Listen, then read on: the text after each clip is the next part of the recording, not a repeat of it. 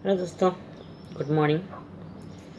मैं काफ़ी टाइम से इंग्लिश के लिए वीडियो नहीं बना पा रहा हूँ, बिजी रहता हूँ। इस वक्त भी मैं काम कर रहा हूँ।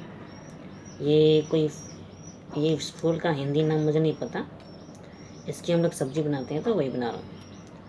आज काम करते करते ही मैं आपको इंग्लिश के बारे में कुछ पढ़ाऊँगा, ठीक है?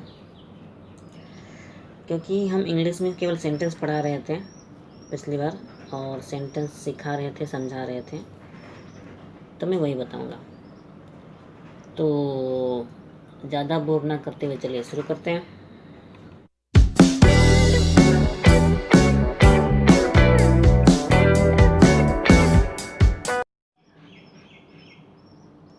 दोस्तों, इंग्लिश में हमने बहुत सारे सेंटेंस तो सीख लिए हैं, ठीक है। उसके अलावा जो हमें रेगुलर बात करने के लिए, दोस्तों से बात करने के लिए, फ़ोन में बात करने के लिए, इस तरह के सेंटेंस हमने सीखे हैं। उसके अलावा अगर हमें कुछ सीखना है तो मान लीजिए किसी स्टूडेंट से बात करनी है, या अगर आपको टीचर से बात करनी है, तो उससे रिलेटेड सेंटेंस कैसे होंगे ये हमें सीखना है, ठीक है। तो उससे रिलेटेड जो सेंटेंसेस हैं मैं आपको एक एक करके बताता हूँ, और आप लोग ध्यान से पढ़िए, सुनिए, समझिए, ठीक है। उसमें सबसे पहले जो सेंटेंस है वो है, मान लीजिए ये तो पता है आपको, जैसे कि आप कैसे हैं, उसे बोलते हैं हाउ आर यू, है ना। उसके अलावा और जो सेंटेंसेस होते हैं, जैसे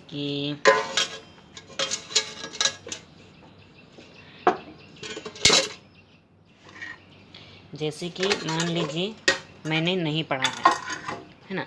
मैंने नहीं पढ़ा है, अगर आपको टीचर को कहना है या किसी को भी कहना है मैंने नहीं पढ़ा है, उसका होगा आई हैव नॉट रेड।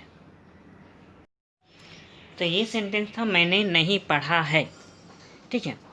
उसका इंग्लिश था आई हैव नॉट रेड। लेकिन एक और सेंटेंस होता है मैंने नहीं पढ़ा। ध्यान दीजिएगा, मैंने नहीं पढ़ा और मैंने नहीं पढ़ा है, उन दोनों में अंतर है, ठीक है। अंतर क्या है वो अगर आप टेंस ध्यान से पढ़ेंगे तो समझ में आ जाएगा।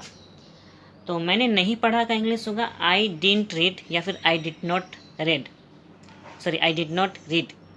फिर अगर आपको बोलना है कि मैंने नहीं पढ़ा है, तो उसमें बोलना होगा आई हैव नॉट रेड। इसमें रीड को आपको रेड पढ़ना होगा, ठीक है। क्यों पढ़ना होगा उस पर ध्यान मत दीजिए, केवल सेंटेंस पे ध्यान दीजिए, ठीक है। तो इसका आगे का सेंटेंस देखते हैं।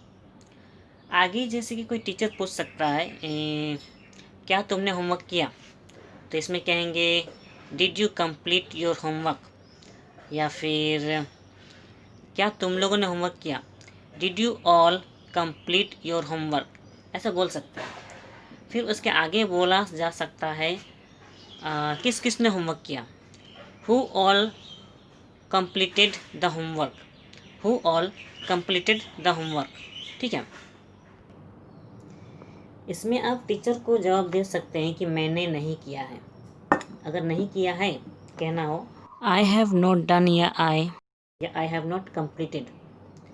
या फिर अगर आप कहेंगे कि मैंने नहीं किया, तो आपको कहना होगा आई डिडंट, या फिर आई डिड नॉट। इतना कहेंगे तो चलेगा, ठीक है। फिर अगर आपको टीचर को पूछना हो, जैसे कि मुझे कुछ पूछना है, अगर आपको कहना हो कि मुझे कुछ पूछना है, तो इसके लिए दो तरह से सेंटेंस बोल सकते हैं आप। एक तो I am to ask a question, और दूसरा है I have to ask a question. दोनों का प्रयोग कर सकते हैं, ठीक है। उसके बाद अगर आपको सर को सवाल पूछना हो, जैसे कि सर क्या मैं एक सवाल पूछूं, तो आप कह सकते हैं sir may I ask a question. ध्यान दीजिएगा, मे आई आस्क अ क्वेश्चन। चाको पे ध्यान मत दीजिए, मेरे सेंटेंस पे ध्यान दीजिए। फिर अगर आपको कहना हो अपने टीचर को, जैसे कि सर मुझे छुट्टी चाहिए, तो आप कहेंगे सर आई नीड लीव। आप कहेंगे आई नीड लीव, ठीक है। फिर अगर आपको कहना है कि क्यों चाहिए, है ना, तो सर आपको कह सकता है why do you need leave, why do you need leave. फिर अगर आपको कहना है कि मुझे घर जाना है, I have to go home, मुझे घर जाना है, I have to go home, ठीक है। फिर इसके आगे आप बोल सकते हैं, मान लीजिए आप बीमार हैं, तो आप कह सकते हैं आई एम फीलिंग बैड, या फिर आई एम फीलिंग अनहेल्दी, या फिर आई एम फीलिंग अनवेल, ये भी बोल सकते हैं। फिर आप कह सकते हैं कि मुझे डॉक्टर दिखाने जाना है, तो मुझे डॉक्टर दिखाने जाना है। I have to go for doctor checkup. ठीक है, मैं प्याज काट रहा हूँ इसलिए चाकू नज़र आ रहा है। I have to go for doctor checkup, ऐसा बोल सकते हैं। इसके अलावा अगर आपको बोलना हो कि मुझे एक डाउट है, तो आप कह सकते हैं I have a doubt, I have a doubt. या फिर मेरे पास एक सवाल है, तो I have a question, I have a question. तो इस तरह से आप सेंटेंसेस बोल सकते हैं।